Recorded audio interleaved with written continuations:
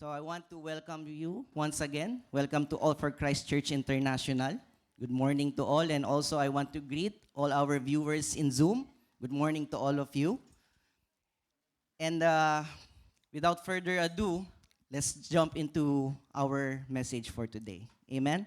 I hope everyone, if not, then be excited because God has prepared something for all of us today. Okay? So we are continuing our series entitled The Harvest, right? So it's our 12th week since we started this series. And by now, hopefully all of us are already familiar with our series anchor verse, which is coming from Acts 6, chapter 7. And it says here, so the word of God spread, the number of disciples in Jerusalem increased rapidly, and a large number of priests became obedient to the faith. Before I introduce to you our scripture reading for today, let me ask you this question. But before I ask this, let's think about ourselves right now. And here's the question. Do you owe someone for the person you have become today? Yeah. When I ask this question to myself, I have a lot of people who pops up on my mind. First thing are my parents. Diba? And I believe some of you can relate. And some of us may be our mentors, of course, our pastors and leaders, and maybe any person who made a great impact in your lives and who made you who you are today. But if you remember this kind of relationship we have had with these people, it's not always a smooth sailing, right? As I remember how my parents raised me, on those journey, I can remember that I am being scolded. I'm being hit with the rod, no? Sometimes chinelas, flying chinelas or cinturon or the belt, right? But that's what mentors or parents aim for us to be a good person later on, right? So, saying that, we can also remember when our pastors or leaders rebuke us.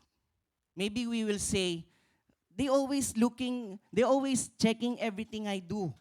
It's like everything, wherever I go, it's like they have GPS, they know where I am. They want to know where I am. Especially Sunday, if you're here, we want to know where you are. Yung mga nasa Zoom, right? We want to worship you here, worship with you here in this hall. So, of course, except for those who are in other country, thank you for tuning in, right? So, and having that said, I also remember, it also gave me uh, something to think about me and Precious on how we discipline Elias right now. Elias is turning 5 soon. So we set, yeah, praise the Lord. So we set a different pattern of way of talking to him now. Because he's into so much things. Sometimes he will speak something that, where did you learn that? Or where did you see that? Or why you're doing this? You know, this kind of thing that we need to really to call his attention. Come and sit here. We need to talk seriously. Because for us parents, we want our children to grow in a way that they will be a good people, a good person here in our society. That they will learn how to respect others. And most especially, we want our children to grow a godly person. Amen? Like Papi and Mamshi, whenever they see Pas Bea, do you feel what they feel seeing what Pas Bea have become? Right? For us parents, I want also my child to be like that. Right? Like Pastor John and Pas Rosie, seeing Lester and Joanne that they're serving the Lord, right? And may bonus pa, even the daughter-in-law, Donna, is also serving the Lord, right? And also, I'm declaring that the future son-in-law will also serve the Lord from Joanne, right? Amen? So, amen. Soon na yan. Okay? Open na ng application. No, but we are all declaring that. See, this brings joy to the heart of the parents, right? But if you ask Papi, Mamshi, Pas John, and Pastor Rosie, this wasn't a smooth sailing. This required a lot of prayers, faith with action, patience, and even difficulties. Yes, and tears to bring someone's life to the purpose of God. Amen? So having that said, let me introduce to you today's message entitled, The Harvest After God's Discipline. Our scripture anchor verse is coming from Matthew 26, verse 75. It says here that Peter remembered the word Jesus had spoken. Sorry po. Before the rooster crows, you will disown me 3 times. And he went outside and wept bitterly. Our scripture for today will focus mainly in the life of Peter. Peter, also known as Simon, the brother of Andrew. Jesus gave him the Aramaic name Cephas, which means the rock. Okay, this is not the wrestler. What is his name? Dwayne Johnson, or not the bato who is hiding in the Philippines right now. Okay, hindi po siya to.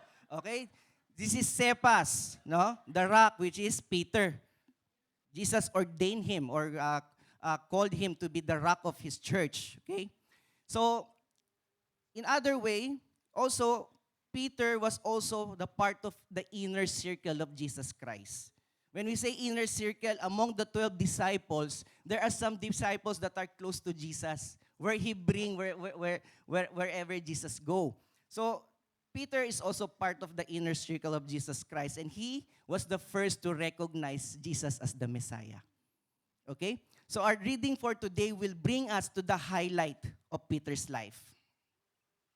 And our scripture reading is coming from Matthew chapter 26, verses 31 to 35. Then we will jump to 69 to 75, and then John 21, 15 to 25. Wow! Exciting, no? Dami nating story maririnig today.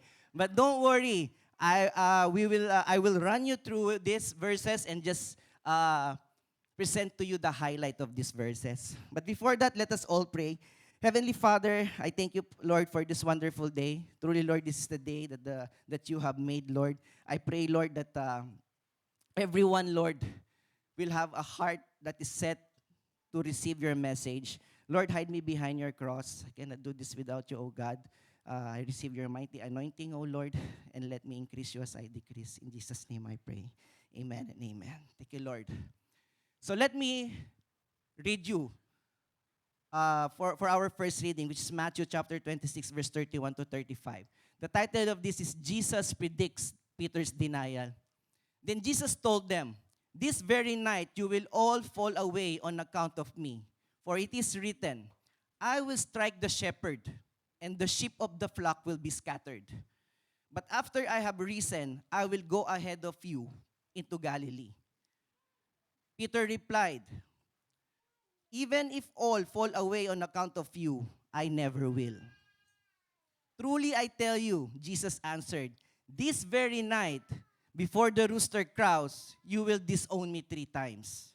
But Peter declared, "Even if I have to die with you, I will never disown you." And all the other disciples said the same. Lakas talaga ni Peter, no? Very confident. Now, this was during the Last Supper, okay? Where Jesus and the disciples were gathered in the house of a certain man to celebrate the Passover festival. Okay, Passover festival is a celebration to commemorate the liberation, the freedom of Israel from the slavery of Egypt.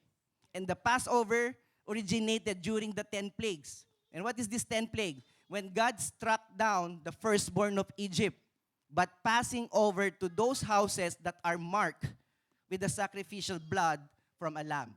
So this is how the Passover festival, or where it was originated, okay? So here, Jesus is telling his disciples that very night, all his disciples will fall away. But one of his disciples said this, which is Peter. Sabi ni Peter, "Even if all fall away on account of you, I never will. And even if I have to die with you, I will never disown you." Wow. Di nga. Di ba? Are we like Peter? Wow. Ay, kilala tayo.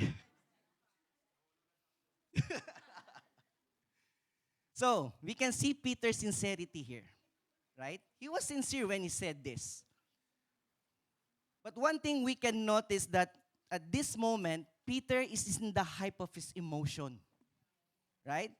And during this time, it is his emotion driving his thoughts when he said this to Jesus. So we can all relate to this. Sometimes we can be same as Peter.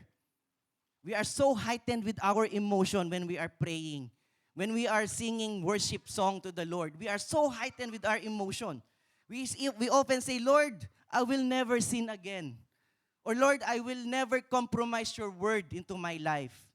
Or we even sometimes say that, Lord, I will stop doing this only for your name. Wow, di ba? Sometimes I agree. I do say that. But the danger when we trust our emotion is that we tend to be more confident than on ourselves rather than being dependent with God. And that very emotion may bring us to failure. And let's see what happened next. When Peter responded to the crowd, only hours later, Peter's word completely changed.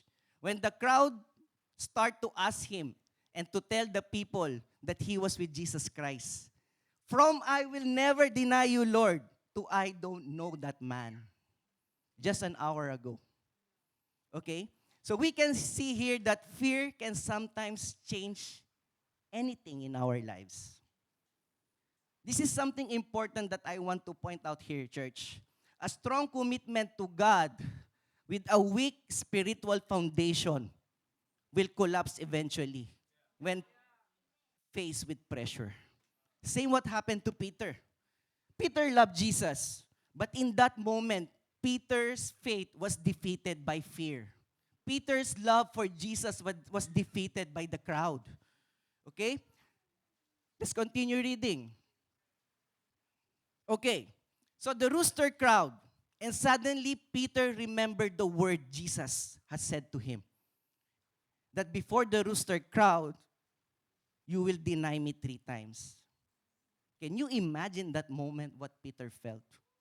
The shame, the heartbreak, the regret that he failed the one he loved. Di ba? And the Bible said that he went outside the courtyard and wept bitterly. You know, weeping is just not about being sad. Weeping is an expression of strong emotion that brings a person into intense tears and deep sorrow. So we cannot say that that Peter didn't love Jesus Christ. For us to experience weeping toward a person is because we really love that person. So we can say that Peter really loved Jesus Christ. But here, the heart of Peter was broken because he failed the one he said that he would never deny. But church, the beauty in this verse, even this is full of denial. The beauty in this verse is that sometimes God allow us to experience the pain of failure for us to see our need for Him. Who can relate to this? Who experienced too much pain and suddenly it's just all we need suddenly is Jesus Christ in our life. This is what Peter felt here. But the question is again, but why did Peter deny Christ? He loved Him so much.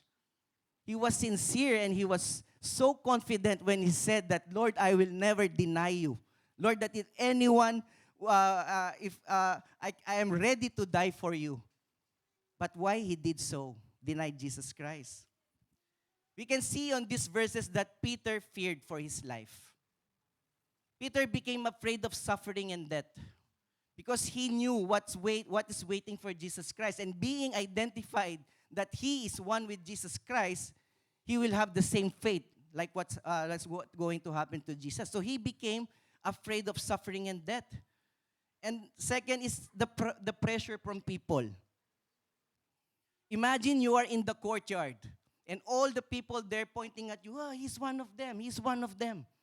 Because of this pressure, Peter denied Jesus Christ. And next is his failure to prepare spiritually. What do I mean by this? When Jesus went to the Garden of Gethsemane, he brought Peter with him, together with two disciples. And when Jesus told them to pray, what they did? They sleep, right? So when Jesus came back, he told Peter, watch and pray so that you will not fall into temptation. Then Jesus left, then he came back, and again, they are sleeping. But the fact in these verses is that Jesus is asking them to pray not for him, but to pray for themselves. Because Jesus knew what's about to come in the faith of the disciples. And number four is Jesus had already prophesied it. Peter failed because Jesus prophesied it. See, church, in this verse, we can see that our failure never surprised God. He knew our weaknesses even before we know it. But the good thing is we can fight these weaknesses through prayers. But if we choose to select otherwise, like Peter and the other disciples did, then eventually we will fail. Do you think that Peter was fully aware in the courtyard when he was denying Jesus Christ? He wasn't. Until the rooster crowed, then he just remembered everything that Jesus said. Because of pressure, fear, and he is spiritually down that time, he wasn't aware that he was denying Jesus Christ. And what we can reflect on this is when we are also spiritually weak, it can cause us also to deny Jesus Christ unknowingly. And how we deny Jesus Christ unknowingly? Let me just run you through this, church. We deny Christ through fear and silence. Many believers still deny Christ indirectly, sometimes through by just staying quiet. By hiding our faith, we feel too shy to share Jesus Christ to our friends, to our office mate, to our housemate. Jesus is there to stand with us when we want to declare the truth about Him. When we want to fit in also because we care more about on people's approval other than God's approval, we are unknowingly denying Christ in our lives. In Luke 9:26 it says, whoever is ashamed of me and my words, the Son of Man will be ashamed of them. You know, on our way here, Lizelle, I call her L2 kasi dalawa yung Lizelle natin, L1 and L2. Lizelle, she shared during our way here that suddenly, that was yesterday, no? She was asked to pray in their office because one of her boss died. So it's like a random call, like, okay, let's pray for the soul and let's pray for, and he boldly say, I cannot pray, she boldly say that I cannot pray for someone who is already dead. Boldly. What if you are in her position that time, and your other boss, the one who is alive, not the dead one, the one who is alive because she has two bosses, the one who is alive, asking her to pray for the soul of his brother, diba? But she boldly say that I couldn't pray for someone who's already dead. Stand stand our faith, what we are learning here, right? And thank you for Papi answering her call, give her instruction. Thank you, Papi. Okay? So that's just another example when we stand strong with our faith and belief, right? Next is sometimes through compromise and disobedience. We profess Christ publicly, but we live different privately. It's like we're being a Christian on Sunday, but we're totally different person from Monday to Saturday. Diba? We're just being holy for 2 hours. Diba? Hindi man buong Monday. No. No, but, okay, there's no such thing like a secret sin, church, brothers and sisters. Whenever we think that it's only our eyes seeing the things that we do, always remember that there's another set of eye watching us. And that is God. Amen? And brothers and sisters, even the small lies, engaging with gossip, Kahit nakikinig ka lang. Yung halimbawa, dito ka, tapos may nagchichismisan, but your other ear is just like on the other. No? And even the prideful life and the immorality denies the existence of Christ in our lives. When we follow Christ only when it's comfortable. When the command is comfortable, ano kayo ni Jesus, talagang dikit kayo. But when the command is difficult, we tend to stay a distance from God because the command is difficult. No? If this is our character, this will eventually turn us away from Jesus Christ. And lastly po, is when we choose only part of our lives to surrender to God. Lord, I surrender everything to you, but not yet this relationship because this person is making me feel that I am loved. This person is making me feel that I'm happy. But the Lord is telling you, this relationship is forbidden. It is not right. Lord, wag muna ngayon. Tsaka na, pag may kapalit na. No, but just kidding aside, this is reality. And sometimes when we say, Lord, part of I can surrender to you is my finance. I will give tithes monthly. And then a month came, you will say, Lord, I cannot give tithes this month because I have too much expenses. Or Lord, I will not give tithes muna this month because I'm going for a vacation. I need money to spend with my family. When we think about it, it's right. In the world, the way it sees it's right. But for our Lord, it's completely wrong. He should be that in the top of our priority. Before even you compute your expenses, on top of it should be your tithes. And then compute everything. And whatever is left, negative man yan, trust God that He will provide. Amen? Amen. And even how we position our family, how we position our career, and how we position even ourselves in our life. Always check this. And let's always be reminded of Matthew 6:33, that seek ye first the kingdom of God, and all these things shall be added unto you. Amen? So always have this check. Meron pa susunod? Yes, meron pa pala. Kala ko last na. Okay. So we deny Christ also through spiritual neglect. A prayerlessness life when we skip our daily conversation with God. This also a part where we are unknowingly denying Christ in our life. You know, lack of God's word and a day without devotion is a spiritual hunger. And that may lead us to fall into temptation because we are spiritually weak. Same what like happened to Peter. And when we are also full of dependence on ourselves. Peter failed in the courtyard because he first failed in the Garden of Gethsemane. When Jesus asked them to pray, they slept. So when the true trial comes, the reality, when trial comes, he is spiritually weak. So he forgot whatever he told Jesus Christ that he wanted to do for him. Church, this is not to condemn anyone. Okay? It's just a reminder not only for you but also for me. When I'm doing this preaching, I was greatly rebuked with the word that God has revealed to me as well. So this is just a reminder because we don't want to come here every Sunday. We profess that Jesus is our Lord and Savior, but we are unknowingly denying Him in our daily activities.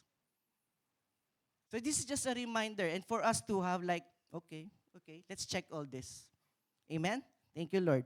So, next po.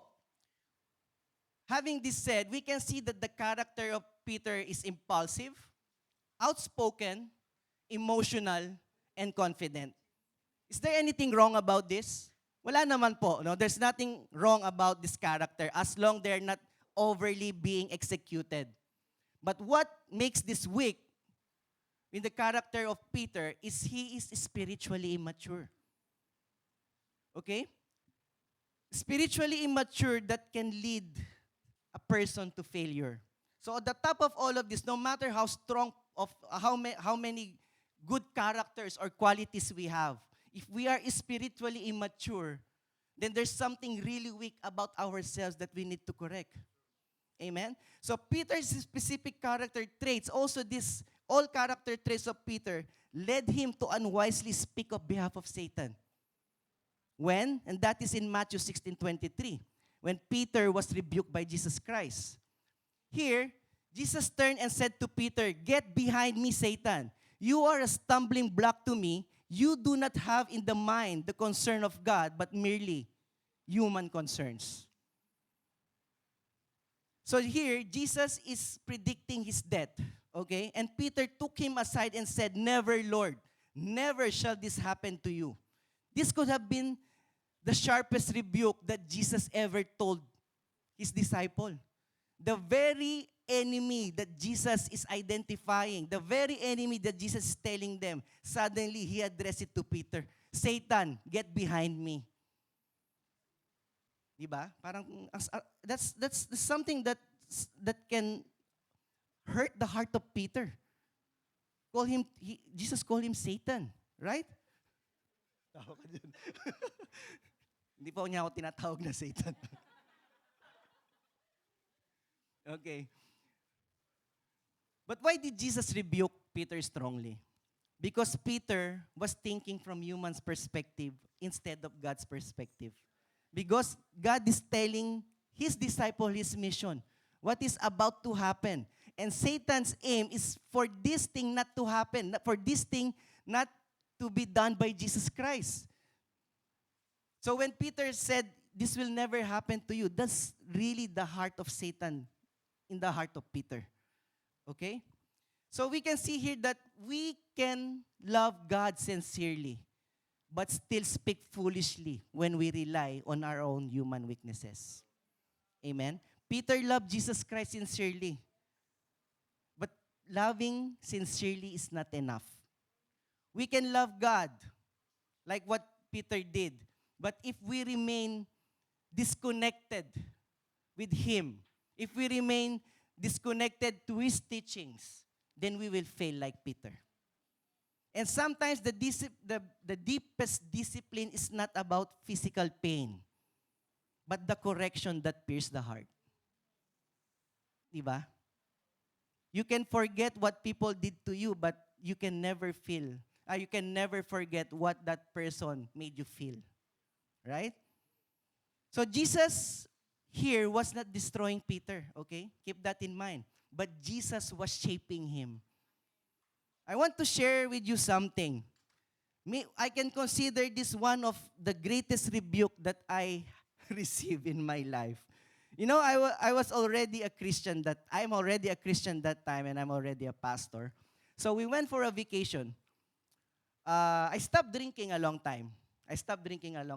So we went for a vacation, and relatives invited me for a drink. "Yeah, come, let's drink."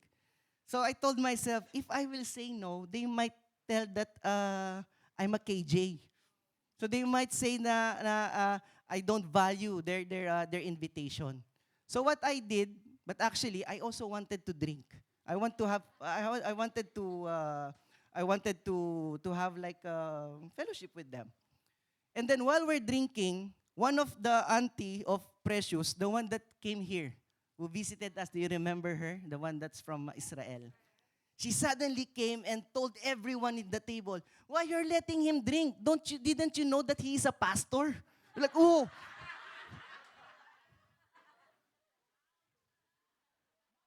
I felt so embarrassed. I felt so ashamed. Not to those people with me, but to God. It's like, "Lord, I am greatly sorry that I send these people a different message of what a pastor should do." Diba? That really cut my heart. And from that then on, I never touch alcohol. Oh, glory to God. See, church, growth in Christ requires correction. Right? God disciplined us because He is preparing us for a greater purpose.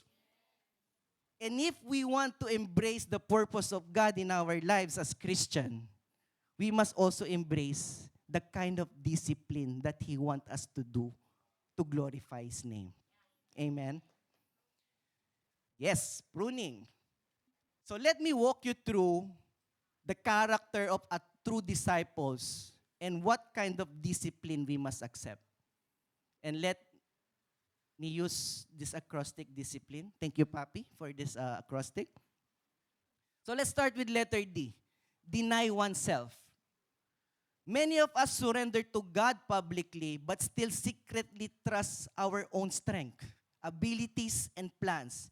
And even when we trust our emotions. So here, true discipleship begins when we stop saying, I can handle this, and start depending daily on God by prayer, obedience, and humility. Surrender, pride, and selfish ambition. Peter had to stop trusting Peter himself before he could fully trust God. In Romans 12 verse 1, it says, therefore, I urge you, brothers and sisters, in view of God's mercy, to offer your bodies as a living sacrifice, holy and pleasing to God. This is your true and proper worship. Letter I, intellectual desire to grow. Spiritually mature people never stop learning. Pride will always say, I already know that. But humility will say, Lord, teach me. I want to know more about you. Amen? So, growth happens when we remain teachable. Who wants to be taught here? Sino bang mas maraming malaman? Who wants to be more equipped? I hope all of us, right? And this can happen through Scripture when we allow someone to mentor us, to correct us, and to experience real life. Because learnings, the best learning can happen through life experiences. Amen? So hungry disciples keep learning. Pride resists teaching while humility pursues growth. Keep that in mind. And 1 Peter 2 verse 2, like newborn babies, we should crave for this pure spiritual milk. No? So we can learn to walk and then eventually run and be dependent on ourselves while we are with God. Amen? So next is spiritual transformation. Being saved is just the beginning and not the finish line. And through that journey, God wants our attitude, our speech, our reactions and desires to become more like Christ. Spiritual maturity is seen not only in church, it's not only in ministry, but in our everyday lives. In our home, in our work, and with our relationship with other people. So we must move from fleshly living to spirit-led living. Peter was transformed from impulsive fisherman to spirit-filled apostle. Right? In Galatians 5:16, so I say, walk by spirit, and you will not gratify the desires of your flesh. Spiritual transformation. Next po is commit to change. Feeling guilty is not the same as changing. Ulitin ko po, the feeling of guilt is not the same as changing. Many people cry over sin. Sino po dito? I cry over my sin a lot of times. But if we continue living the same way, then that's not what God wants us, or that's not what God expects us to do. Genuine repentance make practical decision to turn away from unhealthy and toxic habits. Habits that can ruin our soul, that can destroy our souls. This can be in the environment that we move, and even the repeated compromise that we do every day. Our soul will suffer because of this. So let's commit to change. Repentance means more than tears. It means transformation. Amen? So in Acts 3:19, repent then and turn to God so that your sins may be wiped out. That time of refreshing may come from the Lord. Letter I is integrity in private and public life. What we repeatedly do in secret will eventually shape our public life. Do you agree with me with that? Anyway, baka yung iba hindi. But, okay. When we this sin that we repeatedly do in secret can really affect our life. This will eventually come out. Integrity means honoring God even when nobody's watching. When you are browsing alone on your phone, when you are at work and you're thinking, okay, none of this from the church, so I can be myself. I can do this, I can engage with these wrong things. And even in our relationship and personal decision. So character is revealed not only in public ministry, but also in private obedience. And that is more pleasing to the eyes of God. In Proverbs 10:9, whoever walks in integrity walks securely, but whoever takes crook path will be found out. No? Nothing we can hide. Letter P is to produce godly character. God is not impressed by talents without character. Ulitin ko po, God is not impressed by talent without character. A person, we can preach well. We can be a good leader. We can gracefully sing and dance during praise and worship song. We can usher people to church. But if these things are missing, if we still lack love, humility, patience, and self-control, then all this service will be nothing in the eyes of God. Amen? True spiritual growth is measured by Christ-like character and not public recognition. Okay? Our goal is not to impress people. Our goal is to have a Christ-like character. In Galatians 5:22-23, it says here, but the fruit of the Spirit is love, joy, peace, forbearance, kindness, goodness, faithfulness, gentleness, and self-control. This is the quality that we should always aim to have every day. These are the fruit of the Holy Spirit. Okay? And next po is learn to accept correction. Correction is uncomfortable. Right? Correction can be sometimes or maybe most of the time uncomfortable. Especially when we are so confident in what we do. And suddenly someone will correct us. This can bring us discomfort. But mature believers learn to listen. Repeat this with me. Mature believers learn to listen instead of immediately defending themselves. Sometimes the people correcting us are part of God's plan to process and to shape us. So that people correcting us, we should thank them. Because God is using these people for us to be a better person. Amen? So defensive people remain immature, but teachable people grow. Amen? So in Proverbs 15:32, those who disregard discipline despise themselves, but the one who heeds correction gains understanding. Letter I is intentional desire for mentoring. Isolation weakens spiritual growth. Anong ibig sabihin nito? There was no Christian who became deep on his faith alone. Every Christian who wants to grow needs to accept God's mentoring. Who God sent to us, our pastor, our leaders, our mentors, our mature brothers and sisters. This will help to sharpen us.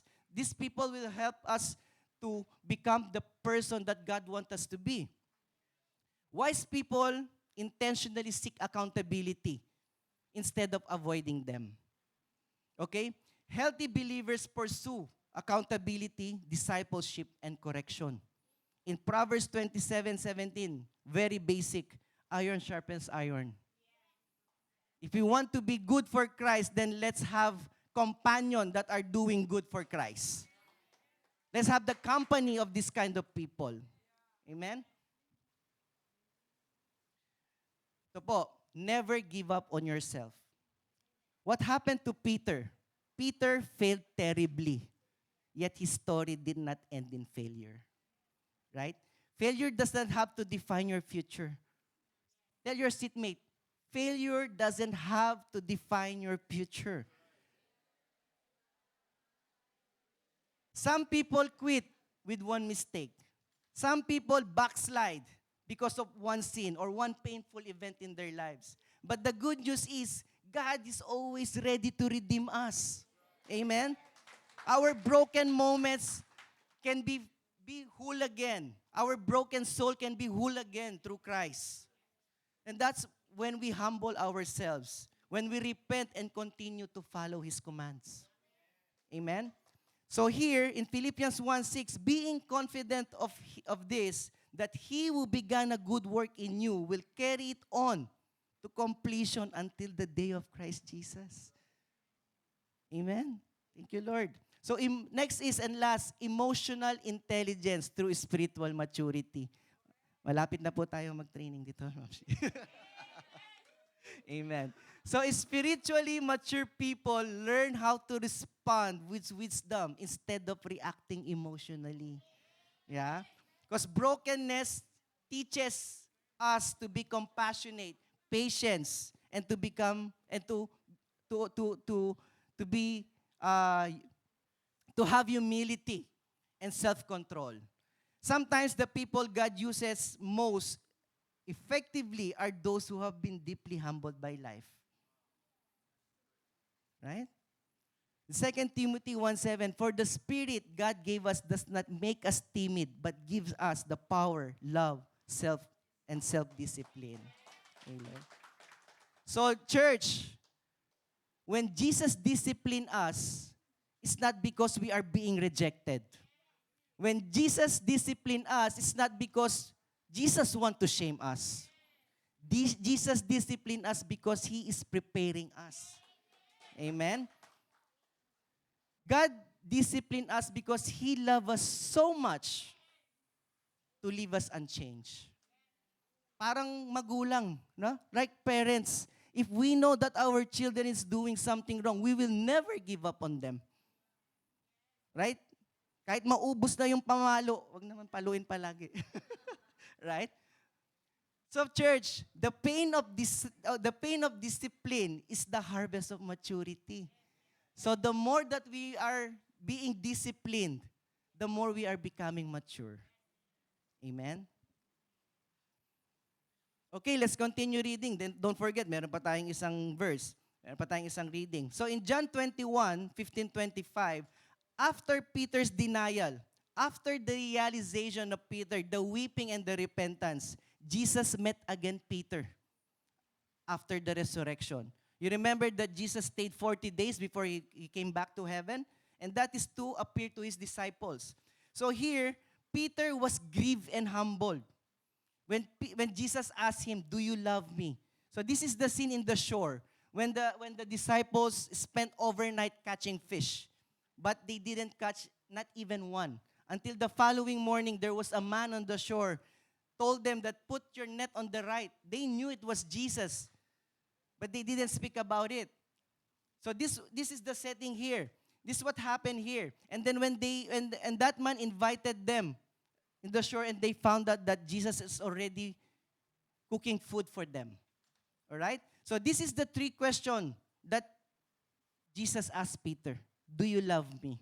But these three questions reflects Peter's three denials. Why? Because Jesus is reinstating Peter. Jesus is placing back Peter to his calling. All right? So Peter was grieved and humble after Jesus asked him 3 times. But Jesus wasn't reopening wounds here. He was healing him completely. Diba? That's how the love of Jesus in our lives. So each time Peter answered, "Yes, Lord, I love you," Jesus gave him a renewed commission. And that is feed my lamb, take care of my sheep, and feed my sheep. So we can see here that failure does not cancel our calling. Keep in mind that when we are created, we are already set apart. But because of the sin of this world, we turned away from Jesus Christ. But here we can see that our failure, doesn't cancel our calling. The very disciple, Peter, who denied Christ, became a bold preacher and a shepherd. Right? And Jesus ended with a simple but powerful command. Follow me. Amen? See, the harvest of God's discipline is when we allow the hand of God to put us back to our original purpose. Okay? Jesus did not condemn Peter. He healed and recommissioned him. The disciples who denied Christ became a bold preacher and a shepherd. This is the harvest church after God's discipline. You know why I'm preparing for this preaching? I remember my life testimony. Maybe most of you heard about this.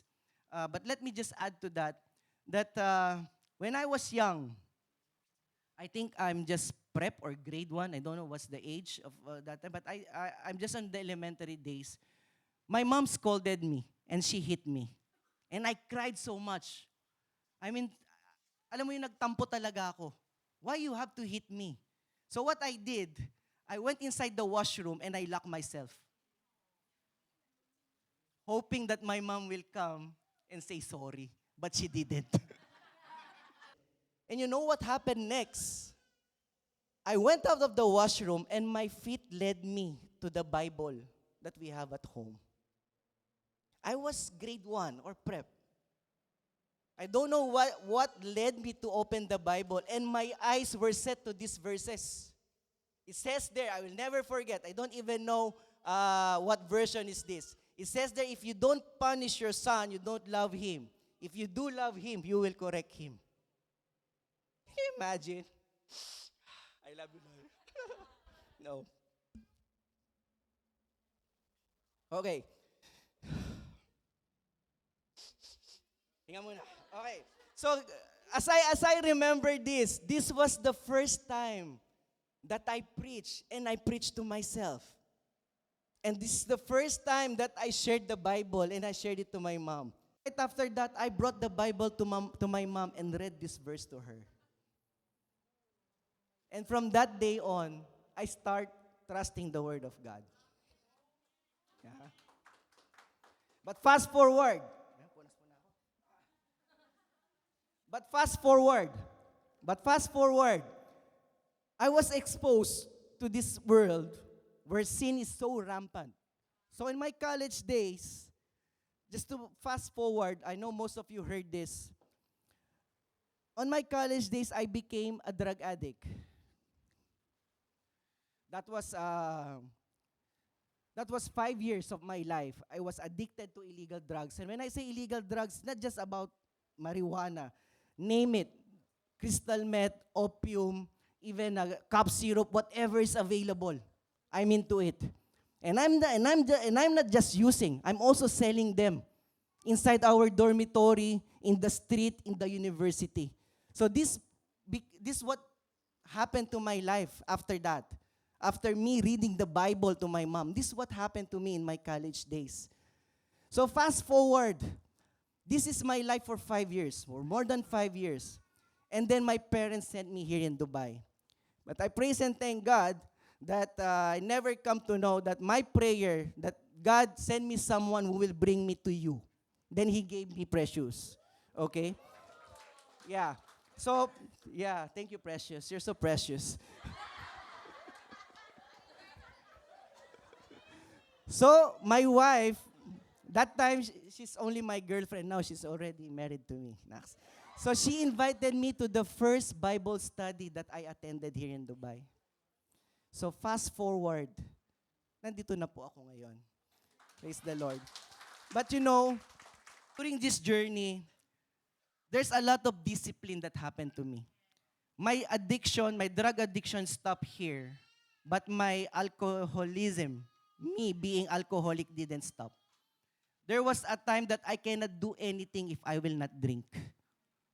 I remember that during the 1 hour break that I have at my work, I'll go to the nearest hotel and take a few shots and come back to my work. That's how intense my alcoholism before. But when I was introduced and when I was installed there in that Bible study, slowly God transformed me to the person that I am today. And being a worldly person, I learned how to glorify God as much as I can in my life right now. And I cannot forget this verse that became my life verse. It comes from 1 John 1:9. It says here that if we confess our sins, He is faithfully and just and will forgive us our sins and purify us from all unrighteousness. But while I'm living with this life verse, there's still a lot of question in my mind. And that question start when Papi called us on the phone and Papi is telling us, that was,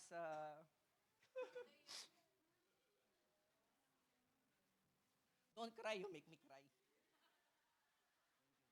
cry. So that question started when Papi called us and said, we want to install you as a pastor in ACCI.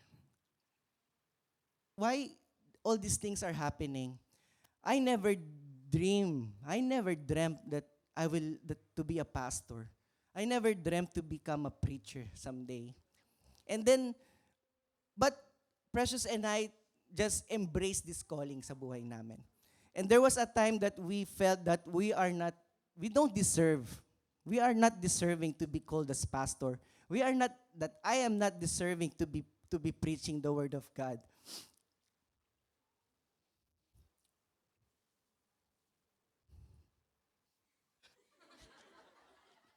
Okay. But I came across with this verse, and all these questions has been answered. I came across with this verse just last year, and it's coming from Jeremiah 15:19-20. I already shared this with Papi and Pastor Ivan and other Pastor Jonas. And please listen to this carefully. Those who wanted to serve Jesus Christ in their lives, those who want to, or maybe you are like me, you are asking yourself, why I'm being told to do this for Jesus Christ. This verse is when God is talking to the Israelites. He said here in Jeremiah 15:19-20, therefore, this is what the Lord says, if you repent, I will restore you, that you may serve me. If you utter worthy, not wordless words, you will be my spokesman. Let the people turn to you, but you must not turn to them. I will make you a wall to these people, a fortified wall, a bronze they will fight.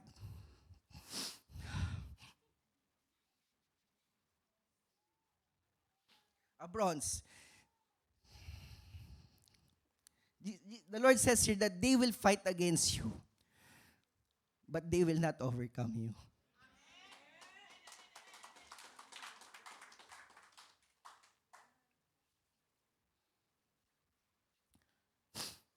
Thank you, Lord. And he says, for I am with you to rescue you, to save you, declares the Lord.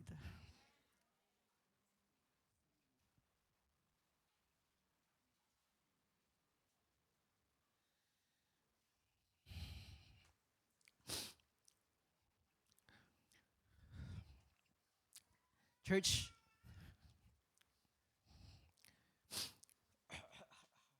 so here we can see, no, that when we seek the Lord's answer to our question, He will really answer us directly.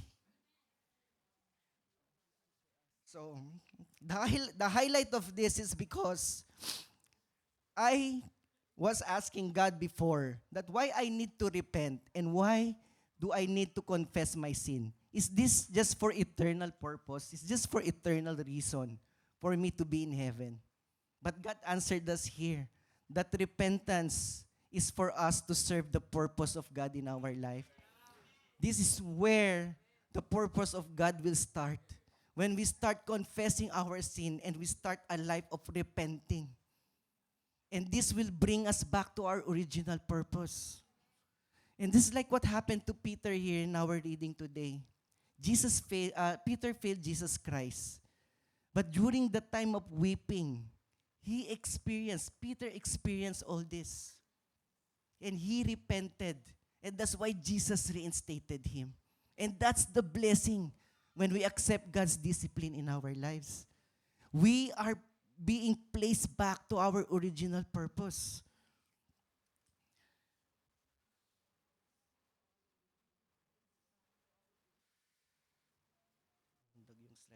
Sorry po.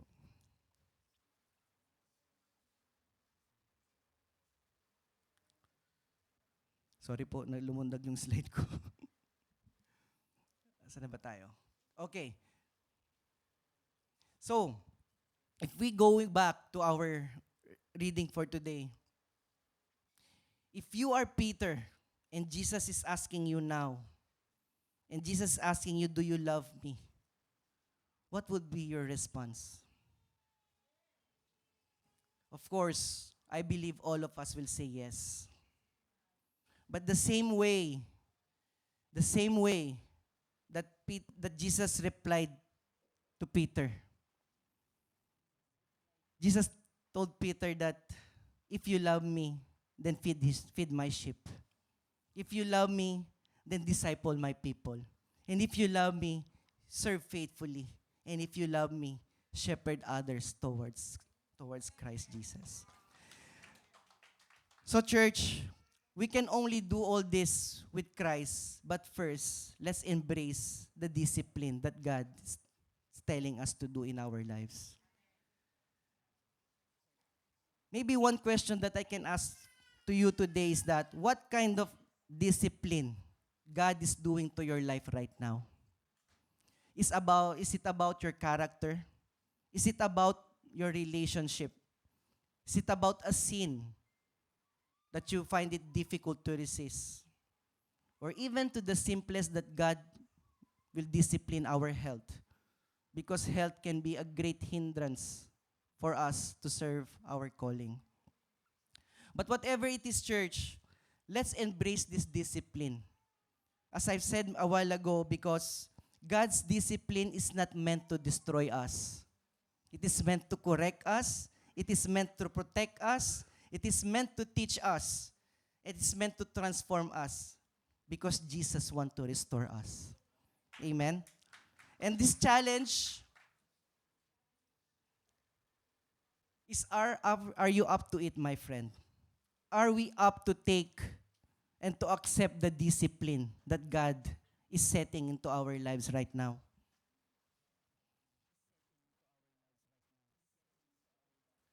Because church, discipline may sometimes break us, but it is fruit of humility, maturity, and obedience, and a deeper dependence on God.